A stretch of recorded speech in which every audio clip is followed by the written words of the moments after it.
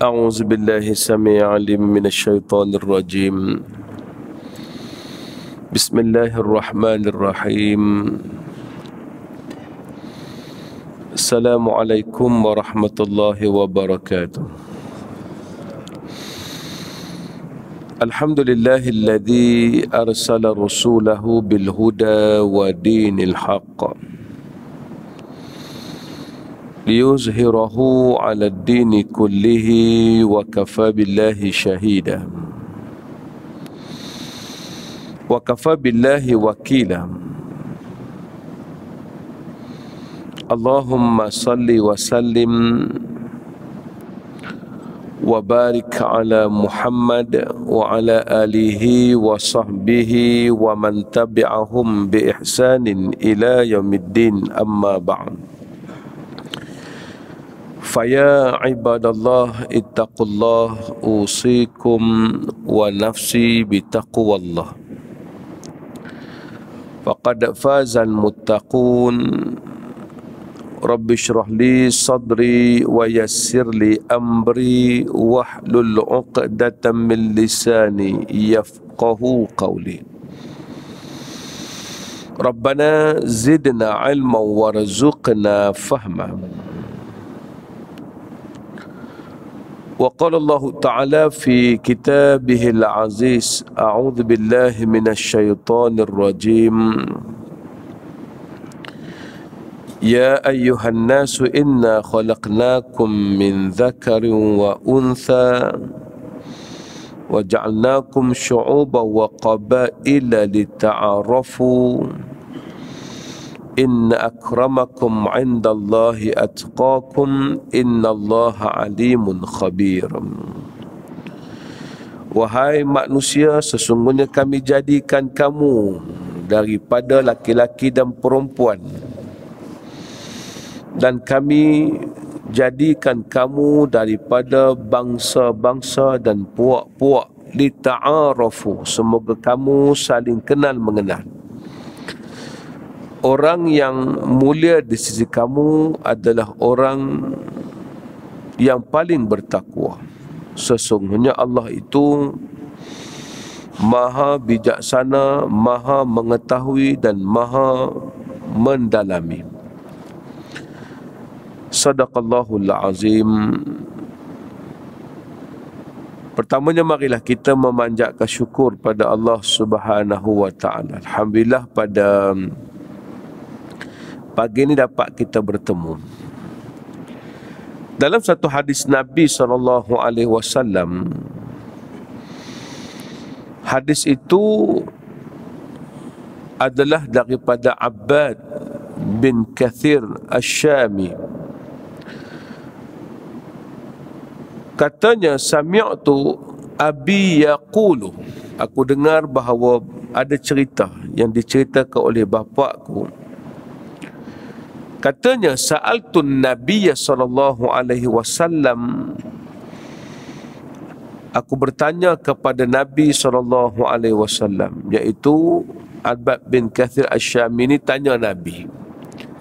Sa'altun Nabiyya sallallahu alaihi wasallam faqultu ya Rasulullah, aminal asabiyyah ayuhibbar rajul qaumahu. Aku bertanya kepada Nabi SAW, adakah termasuk daripada perkara asabiyah apabila seorang lelaki itu mencintai kaumnya? Kalau orang tu suka pada kaum dia, sayang kaum dia, ini masuk asabiyah tak? Kalau orang tu suka pada kaum dia, termasuk tak kelompok itu sebagai kelompok asabiyah? Maka jawab Nabi SAW, qala la. Nabi kata tak, yang tu tak termasuk. Nabi kata, walakin minal asabiyah ayyu'inna ar-rajul qaumahu ala zalim. Ala zulmi. Nabi kata bahawa yang dimaksudkan dengan asabiyah ini, apabila seorang lelaki itu ataupun seseorang itu membantu kaumnya atas nama kezaliman. Bila kaum dia buat zalim pada orang lain, dia tumpang sekaki menzalimi orang lain dan meredai perbuatan itu, barulah dikira sebagai asabiyah. Makna di sini nak memberikan gambaran daripada apa yang diucapkan oleh Nabi atau kama qala sadaqa Rasulullah sallallahu alaihi wasallam adalah mencintai kaum itu tak termasuk asabiyah. Yang dikatakan asabiyah, membantu dan bersama dengan kaum dia menindas orang lain, itu baru asabiyah. Sebab perkara ini harus dibezakan. Asabiyah tidak semua negatif. Kalau kita faham konsep yang disebut ni, cinta kaum itu, kalau orang kata asabiyah, itu tidak semestinya negatif. Sebab tu kalau tuan-tuan buka Ibnu Khaldun dalam muqaddimahnya, dia memberikan satu gambaran, sesuatu tamadun itu akan dapat bertahan dalam tempoh 120 tahun. Itu tamadun.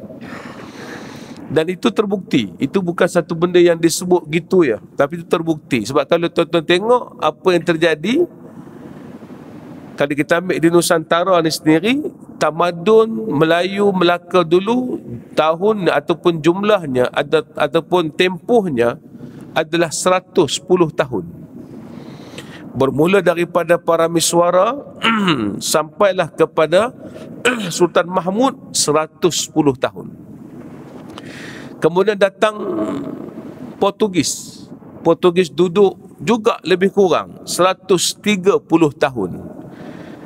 Lepas 130 tahun, dia berpindah kepada Kerajaan Belanda, 183 tahun. Kemudian pindah kepada Inggeris, 120 tahun. Yang menjajah kita paling pendek adalah Jepun. Tak sampai beberapa tahun. Ceritanya, Ibnu Khaldun memberikan suatu pandangan tamadun itu dalam tempoh itu hauli 120 tahun sahaja. Maka katanya dalam mukaddimah, penting benda ni untuk kita baca dan kita tahu. Sebab orang selalu bertanya kepada saya, Ustaz, yang Ustaz duk cerita pasal Melayu, cerita pasal orang-orang kehebatan Nusantara ni, Ustaz cerita apa sebenarnya? Kita sedang bercerita pasal tamadun. Kenapa perlu tamadun? Sebab tamadun ini memberikan kepada kita kefahaman benar pasal pembacaan hadis dan Al-Quran. Hari ini ada satu kelompangan paling besar dalam membaca hadis dan membaca Quran, iaitu orang tidak boleh kaitkan Quran itu dengan zaman. Kita baca Quran, kita tahu ayat tu suruh kita hebat, tapi kita tak tahu sejarah kita hebat ke tak. So kita tak boleh connect. Bila tak boleh connect, kita baca tak sampai. Sebab tu bila baca Quran tak sampai, tu Quran tak jadi amalan. Orang selalu tanya, nampak? Ustaz-ustaz selalu ceramah kat kita, kamu lebih suka baca WhatsApp, kamu lebih suka baca Facebook daripada baca Quran. Satu soalan saya nak tanya, kenapa orang lebih suka baca WhatsApp dan baca Facebook daripada baca Quran? Sebab WhatsApp dengan Facebook ada connecting dengan live dia, dengan cerita belakang dia, dan nak pergi ke depan. Contoh, dia baca tentang harga minyak jatuh dalam WhatsApp, dia tahu bahawa ada kaitan dengan dia masa lalu, iaitu sejarah yang telah berlaku, dan apa get ready untuk pergi ke depan. Sebab tu baca WhatsApp lagi berkesan daripada baca Quran. Jangan salah faham maksud saya ni. Kenapa orang baca WhatsApp, kenapa orang baca Facebook lebih suka daripada baca Quran? Sebab bila dia baca Quran, dia tak tahu sejarah belakang dia dan apa patut dia pergi ke depan. Dia tak tahu. Sebab tu Ibnu Khaldun buat kajian. Ibnu Khaldun ni bukan calon-calon orang, tuan-tuan. Dia dipanggil pakar sosiologi dan tahu tentang sejarah, dan ramalannya tentang sejarah itu tepat. Kalau dia hanya dipakai oleh orang Islam, normal. Tapi sebab seluruh pandangannya dipakai oleh golongan pengkaji sosiologi, tuan-tuan. Apa dia kata? Tempoh tamadun 120 tahun. dan di antara punca runtuhnya tamadun apabila berlaku satu sistem dipanggil teori umron. Teori umron ni maksudnya berlalu satu tempoh masa. Kenapa boleh berlalu satu tempoh masa? Sebab orang di dalam negara itu sudah hilang asabiyah kepada tamadun dia. Tuan-tuan, apabila satu bangsa sudah hilang asabiyah kepada tamadun dia, maka tamadun tu akan musnah. Contoh, bila orang asyik cerita tentang kelebihan orang Jepun, bila orang asyik cerita tentang kelebihan Korea, orang asyik cerita kelebihan negara China, orang asyik cerita tentang kelebihan filem-filem orang lain, tapi bila cerita tentang dirinya, dia rasa kita ni tak ada apa. Percayalah, tamadun sedang runtuh kepada bangsa itu. Sedangkan di kalangan kita banyak orang-orang yang sedang memperjuangkan menaikkan tamadun ni jadi hebat.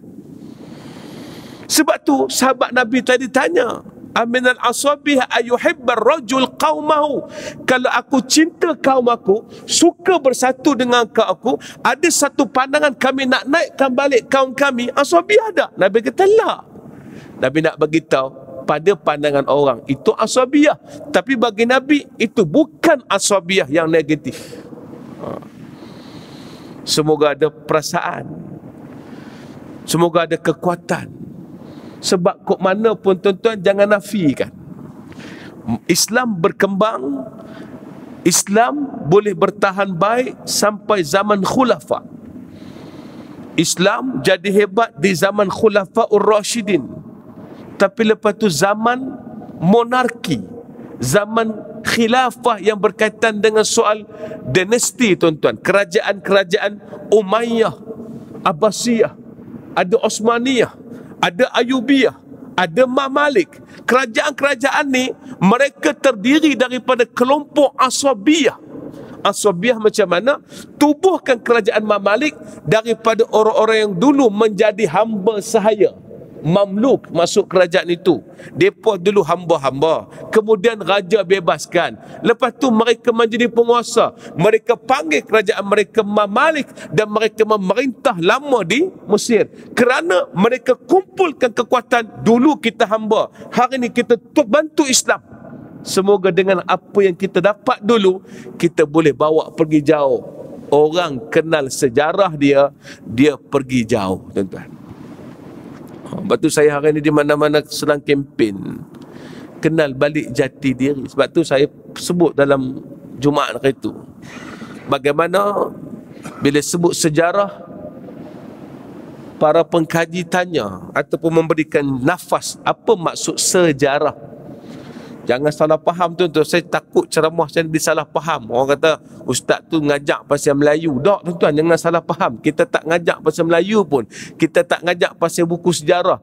Tapi kita mengajak kepada jati diri kita. Sebab kalau saya baca ayat Quran dengan hadis terus tanpa kaitkan dengan jati diri kita, saya sebut awal-awal tadi, kita tak boleh connect. Bila tak boleh connect tu, baca Quran tak sedap,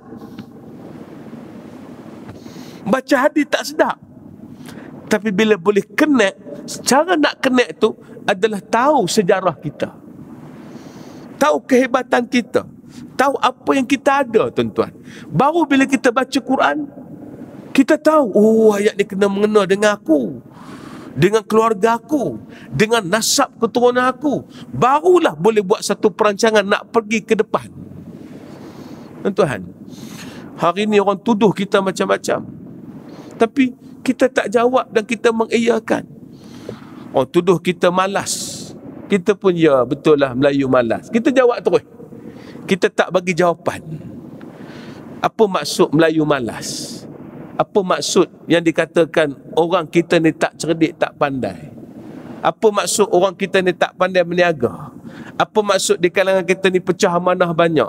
Apa maksud? Tuan-tuan, saya selalu sebut, kalau cari masalah kepada sesuatu orang, akan jumpa, tuan-tuan. Cari masalah kepada satu bangsa, pasti jumpa. Tapi sebelum nak cari masalah pada bangsa itu, cari dulu apa kelebihan dia. Semoga kelebihan itu dapat ditonjolkan. Sebab kalau tonjol kelebihan, dia akan terpadam keburukan. Ini arahan Allah. Innal hasanat yudhibna sayyiat. Dzalika dzikra lidzakirin. Allah Ta'ala kata, bila kamu nampak benda baik, kamu kena gembur-gemburkan benda baik bagi banyak. Semoga kejahatan yang ada pada kamu itu terhapus. Tengok orang tua dulu buat macam mana. Bila kita komen abang kita kata abang Long ni, dia kira dia ya, dia bukan kira adik-beradik, dia kira dia ya. Apa mak kata? Han jangan cakap betul, abang luang sibuk tu, ada kerja lah tu, dia tak balik. Hang ni tak dia sangka gitu. Kena sangka baik lah dengan abang Long. Hang, dia banyak mana lah tolong kita. Hak sikit-sikit tu maafkanlah. Nampak tak?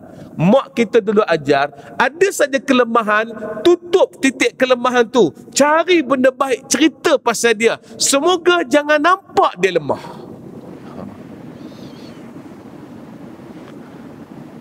Itu cara orang dulu buat.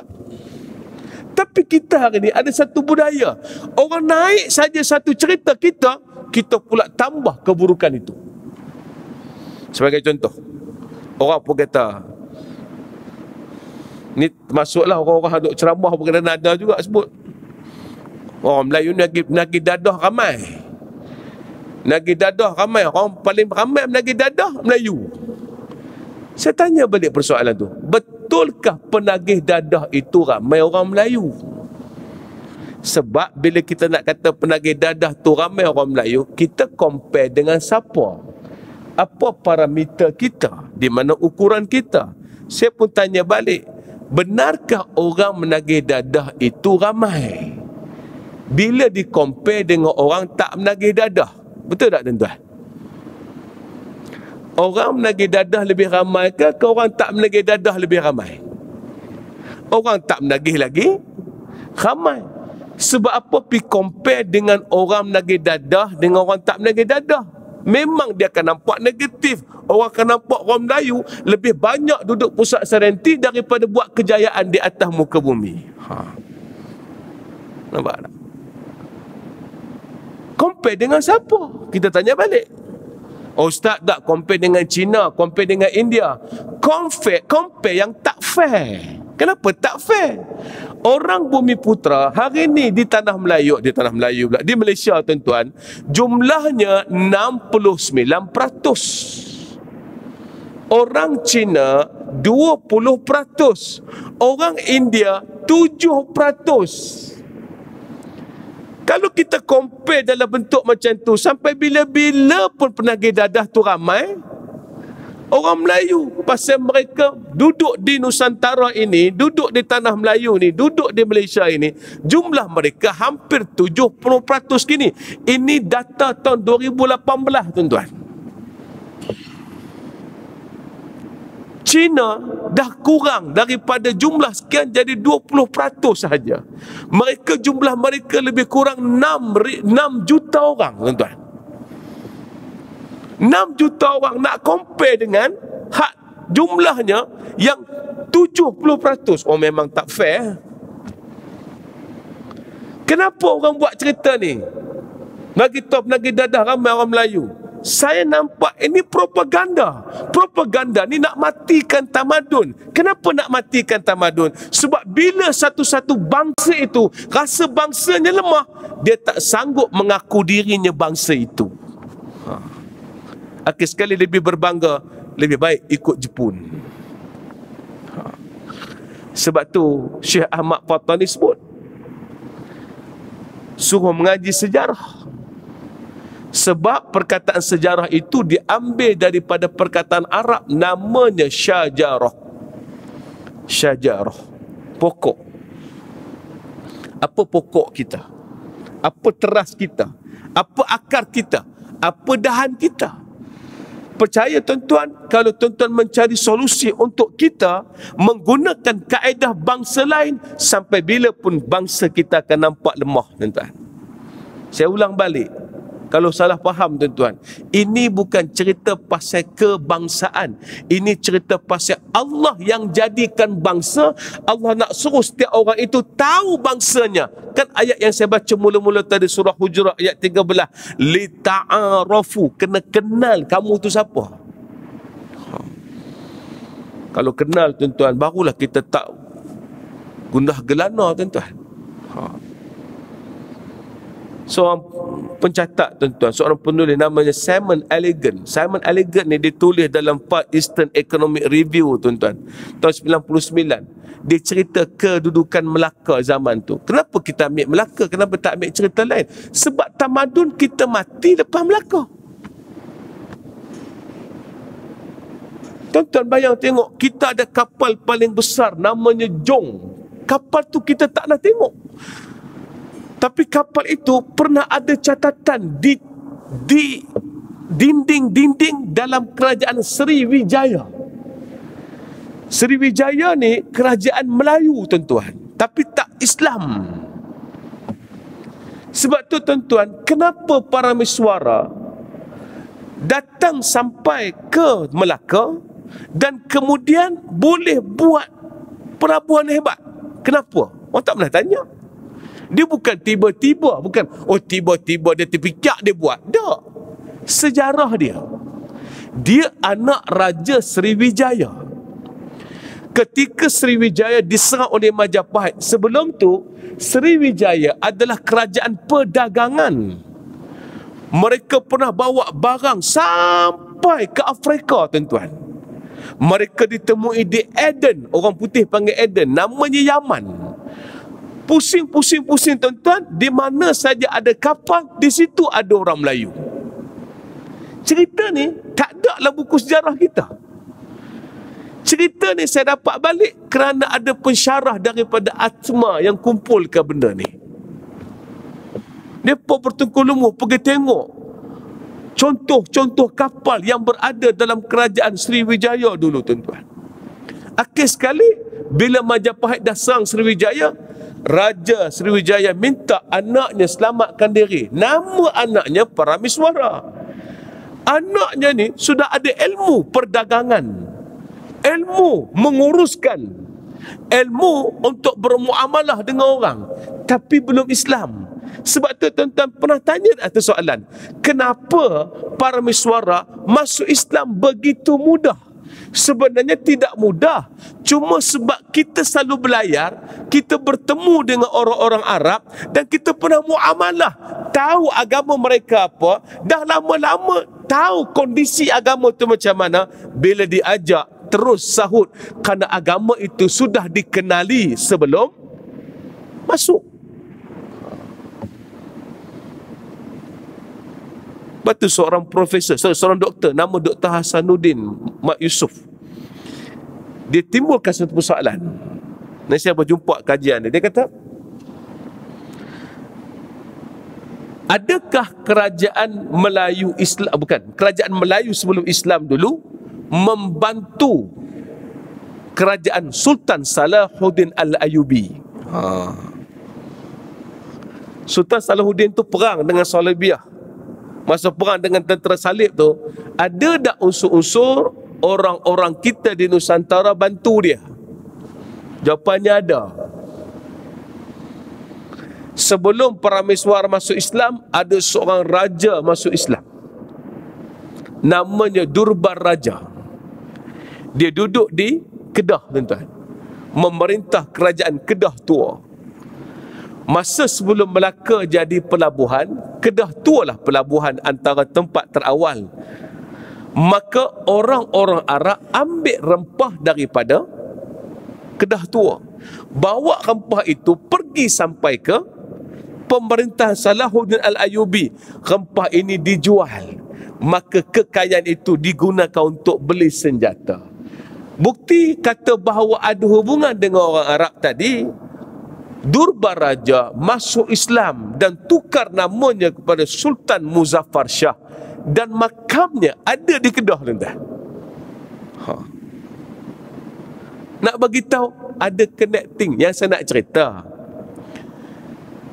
Kenapa kita ni belayar satu dunia? Jawapannya adalah kerana jalan darat tak boleh guna. Orang Arab tidak pakai laut kerana baik mereka duduk di padang pasir. Padang pasir boleh bawa unta dan berjalan. Kita duduk di kawasan yang gunung ganang, bukit bukau, nak jalan ikut darat mustahil. Oleh kerana mustahil, maka tak ada kaedah lain. Kalau nak pergi ikut darat, kena ikut kawasan hutan yang tebal. Nak bawa kenderaan yang berkenaan dengan kuda, naik gajah, oh mustahil, susah. Caranya, kena explore ikut jalan laut. Suka tak suka, akhir sekali jalan laut menjadikan kita hebat. Maka terbitlah kapal paling besar, namanya Jong.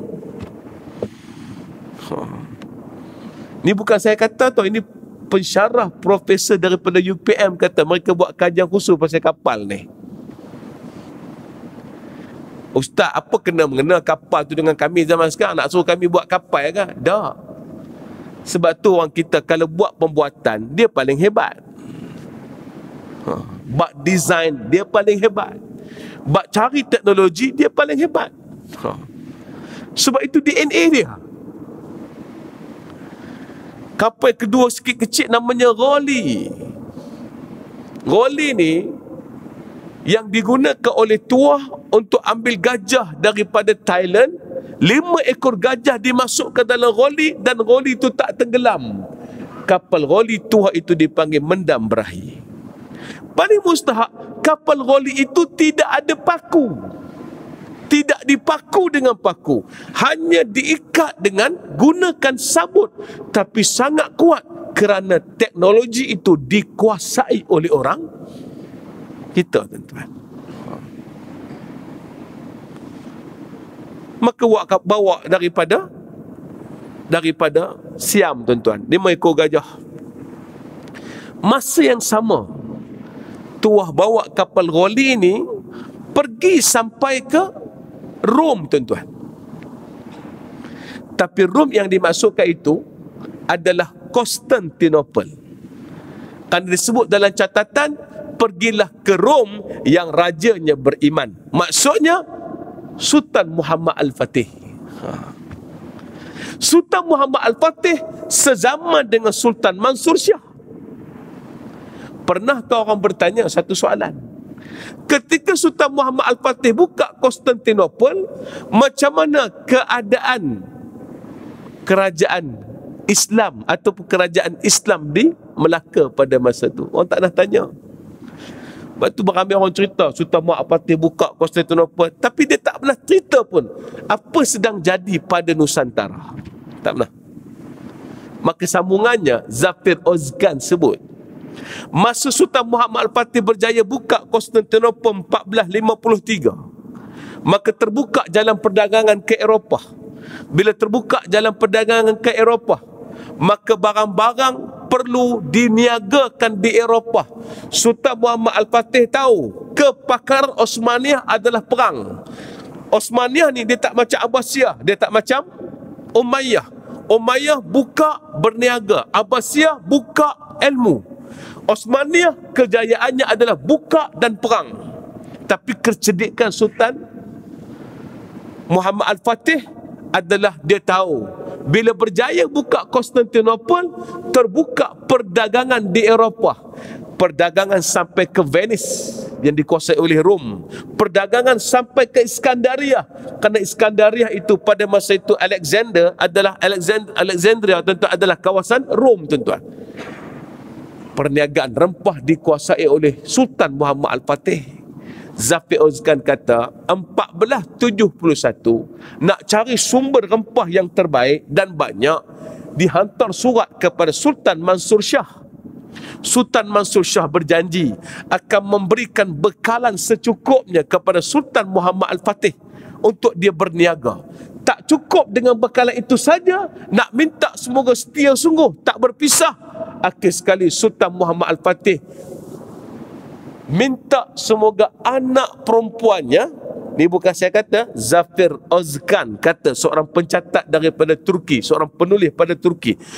Sultan Muhammad Al-Fatih kawinkan anak perempuannya dengan anak lelaki Sultan Mansur Shah, iaitu Sultan Alauddin Riayat Shah. Sultan Alauddin Riayat Shah adalah menantu Sultan Muhammad Al-Fatih. Tak ada siapa cerita, tuan-tuan. Tak maaf. Ini pun nasib baik Dr. Hasanuddin tu buat kajian, catat balik, pergi sampai ke Turki, tengok jumlah-jumlah rempah yang pernah diambil daripada Melaka. Ada ni catatan sejarah ni, banyak di luar. Dalam kita tak ada, tuan-tuan. Kita catatan sejarah tak banyak, catatan Facebook banyak, tuan-tuan. Ni dia, itu beza dia kan.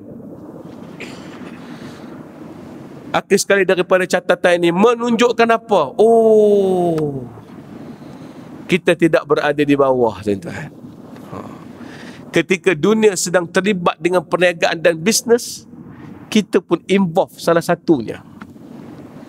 Kita tidak suka menjajah orang, tapi kita suka tolong ramai orang. Kita tak suka nak kuasai orang lain, tapi kita suka berkawan dengan orang lain. Itu beza. Nampak? Buat kapal kita, sistem tersusun kita. Simon Elegant yang saya sebut nama tadi, dia kata Melaka dulu sesibuk Singapura pada zaman kini. Sibuk tu terang mana? 2,000 biji kapal. Tuan-tuan cuba bayang pelabuhan yang kapal keluar masuk 2,000 biji kapal. Agak-agak orang dia macam mana? Kalau orang dia jenis loi, duk pergi tangkap ikan, tuan-tuan, nenek moyang kita dulu duk kerja makan muntah hantu ya, badang tuan-tuan. Ya. Cuba bayang, kalaulah cerita 2,000 biji kapal keluar masuk, kita ada orang macam badang pergi makan muntah hantu. Agak-agak macam mana, tuan-tuan? Tengah kapal keluar masuk, pengurusan kena cekap, tuan-tuan. Tiba-tiba ada mak merajuk pergi masuk batu belah, batu bertangkup. Nampak relevan tak cerita tu, tuan-tuan? Cerita tu semua dongeng nak tunjuk kita lemah, dan itu adalah propaganda untuk bagi tahu darjat kamu sekadar makan muntah hantu ya. Darjat kamu orang perempuan sekadar merajuk sebab tak boleh makan telur ikan terbakui. Nampak tak? Cerita sebenarnya 2,000 biji kapal keluar masuk, kata Simon Elegant. Orang di Melaka tinggal 100,000 orang. Mereka bercakap 84 bahasa. Dan paling mustahak sekali, ada gudang-gudang yang besar untuk menyimpan barang-barang perdagangan. Maknanya bab pentadbiran kita dah cakap lama dah. Kata Simon Elegant lagi, bila berlaku satu masalah, maka undang-undang yang adil akan dilaksanakan di antara pedagang dengan warga tempatan. Undang-undang itu adalah Konun Melaka yang ada 44 pasal, dan 44 pasal itu separuhnya menggunakan Al-Quran dan hadis Nabi SAW. Siapa kata undang-undang Islam tidak boleh berjalan kepada orang yang majmuk? Kita di Malaysia hari ini nak jumpa orang cakap 84 bahasa susah. Di Melaka dulu 84 bangsa sedang main, turun naik, keluar masuk. Cuba tuan-tuan bayangkan, barulah bila kita baca ayat Quran kita rasa wow. Baru bila sebut syu'ubah wa qabaila lita'arafu, memang kita ta'arafu sungguh. Kita bangsa Melayu, kaum Jawa, kaum Banjar pada masa itu duduk lita'arafu. Orang datang kita bertukar barang, orang mai kita ambil barang, kita gaul sungguh sampai kita di antara orang yang terkenal, mudah terima semua orang. Itu jati diri, itulah syajarah. Wallahu alam. Berhenti kat tu tuan-tuan, sarapan pula dah. Jadi itulah cerita daripada pagi ni, insya-Allah. Mudah-mudahan apa yang saya sebut ni, insya-Allah banyak lagi cerita lain, cuma saya takut juga, takut nak cerita ni sebenarnya, sangat takut. Takut tu sebab nanti orang cak, tu ustaz Melayu. Bukan. Saya bukan ustaz Melayu, saya bukan cerita pasal Melayu, saya cerita pasal tamadun kita. Pasal kekuatan kita, sejauh mana dan era kita. Tuan-tuan, saya saja timbulkan persoalan ini, semoga tuan-tuan buka lah balik. Kalau saya cerita ni tak betul, tu terbuka balik. Sebab ini semua adalah catatan-catatan luar. Kan? Kita duk ingat. Macam ni kan, kita pun minta orang lain berdagang dengan kita. Kita pun hantar surat nak berdagang dengan kita kan. Kita pun merayu, please lah, bagilah kami berdagang dengan kamu. Di masa dulu, itulah Melaka. Kerajaan Rukyu hantar surat bertalu-talu kepada Melaka, minta izin nak masuk Melaka, nak berniaga. Ini Dr. Rohaida cerita, catatan surat-surat Rukyu kepada Melaka. Tahun pertama hantar, Sultan tak layan, tuan-tuan. Tahun kedua hantar, Sultan tak layan. Bukan tak layan sebab tak ambil tahu, sibuk sangat. Tahun ketiga, kerajaan Rukyu hantar nak minta berniaga, pun tak dapat. Tahun keempat baru Sultan jawab. Bila Sultan jawab, Sultan izinkan mereka datang berniaga. Mereka pun mari berniaga, tapi mereka ni tak ikut peraturan. Nampak tak? Saya nak bagi tahu, dulu lagi orang kita dah susun peraturan dengan betul. Orang-orang Rukyu daripada Okinawa datang ke Melaka, mereka mengorak anak-anak dara. Duk kacau anak-anak perempuan gadis kita yang bertudung lingkup ni, tuan-tuan. Lingkup tuan. Lingkup jahanam kan. Bertudung, tuan-tuan. Jadi bila bertudung ni, tuan-tuan, akhir sekali dia ganggu anak dara, maka mengikut undang-undang Melaka. Nampak ada undang-undang. Mana-mana orang yang luar datang mengganggu warga tempatan dan mengganggu sistem hidup mereka, tidak dibenarkan berniaga di Melaka. Kerajaan Rukyu dihentikan berdagang dengan Melaka. Tak apa lagi, tuan-tuan. Dah orang tahu Melaka ni masyhur zaman tu. Ada seorang padri yang hebat, tuan-tuan. Namanya Francis Xavier, tuan-tuan. Dia mari dengan lambang salib besar, tuan-tuan. Dia bawa lambang salib tu tak menyebabkan orang Melayu masuk Kristian pun tak zaman tu. Tapi Sultan yang melihat lambang salib tu tak boleh. Dia kata, ni semua bahana semua, mari nak masuk negaraku, duk buat cara macam ni. Maka Sultan Melaka mengarahkan, kalau Francis Xavier nak masuk ke Melaka, dia kena buang lambang salib dia. Lambang salib itu paling disayangi oleh dia. Dia padri besar. Kalau ikutnya, dia lebih rela tak masuk Melaka daripada buang lambang salib. Tapi sebab tak ada choice, kalau tak masuk Melaka, maka tak sah dan tak dapat menjalankan kegiatan dia. Masuk. Dan dia pun cabut salibnya, campak dalam laut demi nak masuk ke Melaka. Nampak tak, tuan-tuan? Sampai dulu orang kita punya kuat, syiar agama lain pun jangan dipampangkan di dada kamu. Nak buat gereja boleh, tapi nak berbangga dengan syiar kamu, jangan.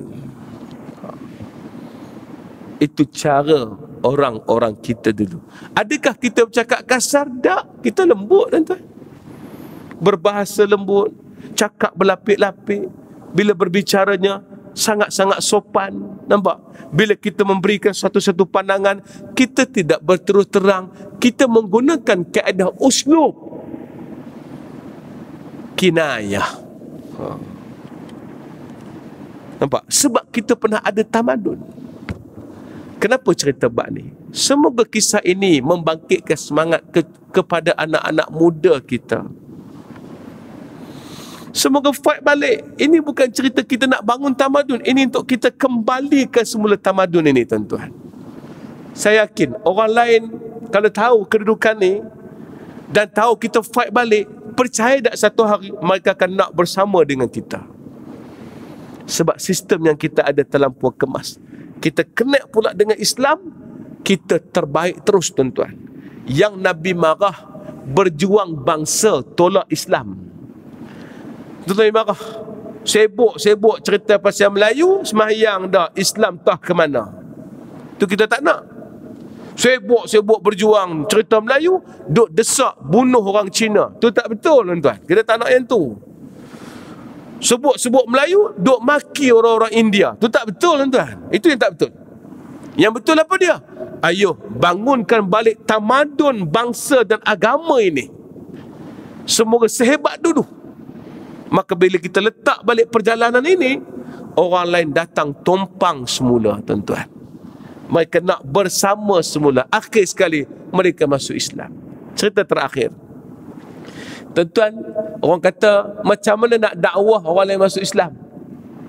Percaya tak tuan-tuan, yang masuk Islam kerana ikhlas dan kena Allah Ta'ala tak ramai. Sejak zaman Nabi pun tak ramai, lepas Nabi wafat pun tak ramai yang masuk Islam kerana percaya dengan janji-janji Nabi. Tak ramai. Tapi yang jadi wa ra'aitan nasa yadkhuluna fi dinillahi afwaja. Kamu tengok orang bondong-bondong masuk Islam ni, mereka masuk kerana sistem yang ada dalam Islam. Apa buktinya? Semasa kerajaan Umayyah membuka Sind di India, dan ketika Musa bin Nusair mengarahkan Tariq bin Ziyad untuk membuka Konstantinopel, membuka Andalus, minta maaf, berjaya membebaskan kerajaan itu daripada kerajaan zalim. Kerajaan zalim dulu buat apa? Menindas orang dengan cukai yang sangat tinggi. Datang Islam, Islam bagi cukai rendah, nama cukai itu jizyah. Maka orang-orang yang terima cukai Islam, terima Islam. Wah, kalau gini seronok, kami dapat cukai rendah, kami tak perlu bayar cukai mahal, seronok. Tapi bila mereka tengok orang Islam, lagi mereka seronok, kerana orang Islam bayar zakat lebih rendah daripada jizyah yang kena pada mereka. Bila tengok zakat lebih rendah, maka ramai-ramai nak bayar zakat, tak mau bayar jizyah. Akibat tak mau bayar jizyah, mereka masuk Islam ramai-ramai untuk membayar zakat, kerana mereka dah mula percaya sistem zakat lebih baik daripada sistem jizyah. Nampak tak tuan-tuan? Ustaz, Islam nak masuk kena ikhlas lah. Tuan-tuan, percaya tak ada sahabat masuk Islam tak ikhlas? Ada tak tuan-tuan? Pasal tak tuan-tuan? Ada sahabat yang masuk Islam tak ikhlas. Antara yang masuk Islam tidak ikhlas, namanya Hamzah bin Abdul Muttalib. Dia masuk Islam ketika nak pergi berburu. Tengah nak pergi berburu, anak panah belakang dia bawa busar panah nak pergi memanah. Yalah, dulu lah ni orang main golf, dulu orang berburu lah tuan-tuan, lebih kurang lah juga tuan-tuan. Masa naik tu orang duk kata, oi Hamzah, hang orang kata kau nak melakah hang macam-macam, hang buat tak tahu, hang apa dia pun tak peduli, dan so orang kata apa-apa, semua orang kata kat Muhammad hang buat apa. Dia kata apa? Dia kata Muhammad ni bangsa lah apa bala. Hamzah jadi marah, patah balik jumpa dengan Abu Jahal. Hei Abu Hakam, apa yang hang buat Muhammad? Hang kata apa kat Muhammad? Takkan Hamzah macam tu pun hang nak marah. Hang ni pasal apa? Hang takkan masuk agama Muhammad dah. Hamzah tu orang kata, ya, aku dah masuk agama Muhammad. Hang nak kata apa? Dia masuk ketika itu kerana marah sebab Abu Jahal kenakan tindakan kepada Nabi Muhammad. Dia pun dah mengucap masuk Islam tuan-tuan. Dia pergi jumpa Nabi, dia duk fikir, Muhammad, aku ni silap rasanya, tersilap masuk Islam. Macam mana pandangan hang? Nabi bagi kepadanya, tak apa wahai bapa saudaraku, masuklah Islam, kerana tak ada masalah. Ikhlas datang lepas tu. Nampak? Ni cara bina ikhlas. Siapa dia ajar kena ikhlas dulu ni? Kalau nak tunggu ikhlas dulu tuan-tuan, pakai tak dengar kuliah subuh. Saya tak mau dengar ustaz pasal saya belum ikhlas. Tu bakat belah balik. Bukan sini, tempat lain tu. Sini tak, sini orang ikhlas belakang tak.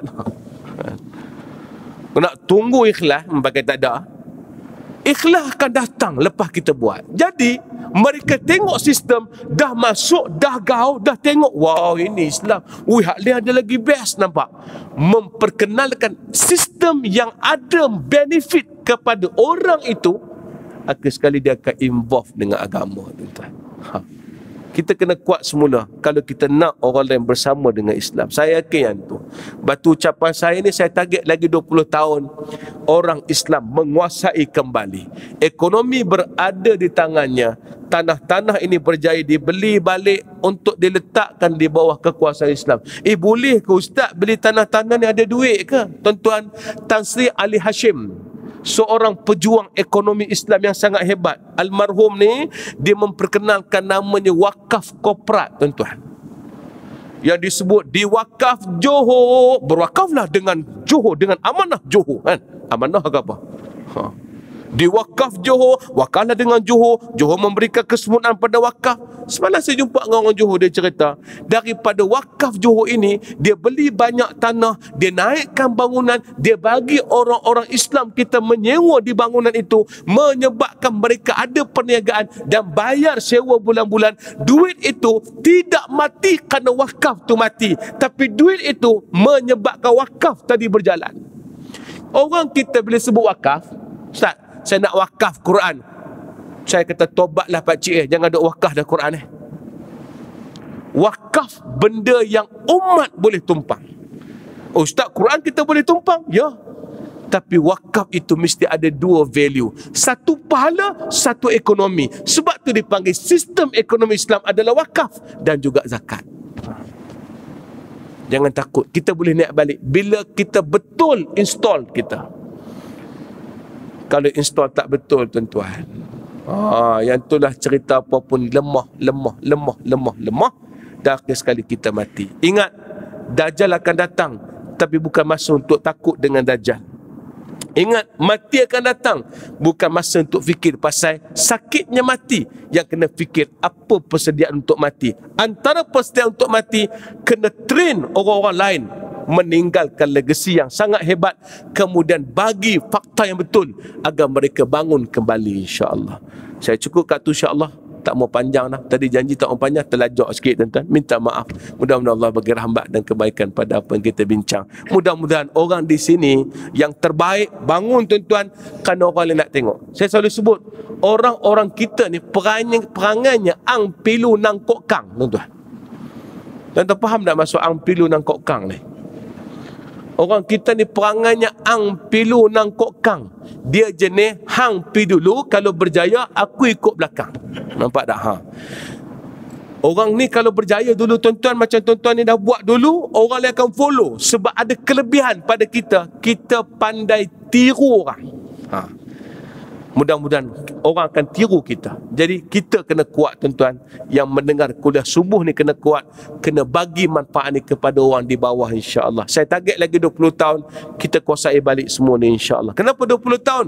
Sebab memang dalam apa yang dibuat oleh semua orang, setiap peristiwa itu adalah perancangannya 20 tahun yang lalu. Biasa gitu. Ini dalam buku Porn and the Game lah. Ada satu buku tu dia cerita yang duk jadi sejarah ni adalah perancangan 20 tahun yang lalu. Dia ada perancangan tu. InsyaAllah 20 tahun lagi kita akan, kami tak ada ustaz. Tuan-tuan jangan bimbang. Tun masih hidup tuan-tuan. Tun masih hidup. Tuan-tuan nampak tak kenapa dia buat wawasan 20-20?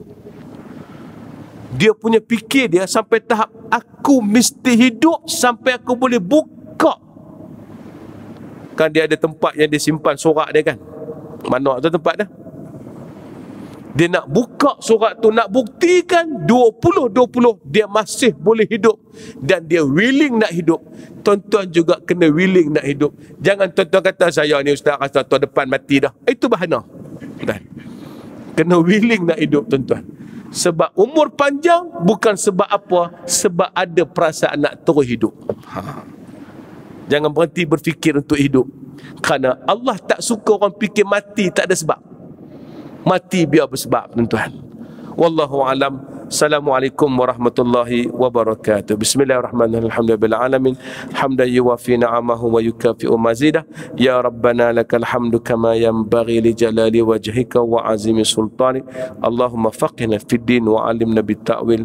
Walhamdulillahi rabbil alamin. Ada sikit pengumuman tuan-tuan, kalau tuan-tuan nak bayar zakat tapi nakkan pelepasan cukai, tuan-tuan boleh jumpa dengan kawan saya untuk selesaikan itu. Sebab kami pihak sekolah memang ada buat urusan untuk mendapatkan pelepasan cukai tapi melalui pembayaran zakat. Kaedah teknik semua akan dijelaskan oleh Faizal nantilah di sana tuan-tuan. InsyaAllah tuan-tuan boleh jumpa dia. Yang kedua, kalau tuan-tuan ada nak bagi sumbangan untuk sekolah, untuk saya, untuk tujuan, sebab saya ni tengah duk siapkan master ni, insyaAllah banyaklah buku nak kena beli semua. Kalau tuan-tuan rasa ada nak bagi sikit sumbangan pada sekolah dan saya, tuan-tuan direct pada saya lah. Sebab kalau tak tabung tak mujarab tuan-tuan. Kalau tuan-tuan ada dana tu, bagi saya teruslah. Salam-salam tu terus bagilah. Tak bagi pun tak apa, time salam. Janganlah sampai tak bagi tu tuan-tuan lari. Salam lah tak apa, tak bagi pun tak apa. Tapi kalau bagi tu betul lah sikit. Alhamdulillah tuan. Okay, terima kasih banyak. Assalamualaikum.